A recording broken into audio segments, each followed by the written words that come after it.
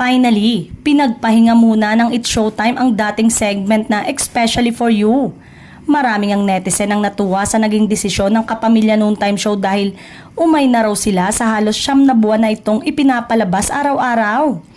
Maski ang host nito na si Vice Ganda ay ilang beses nang nabanggit sa programa na gusto na niyang matapos ang segment. Binalik naman ng programa ang isa sa mga original hit contest nila ng Kalokalike na huling napanood noong March 2015.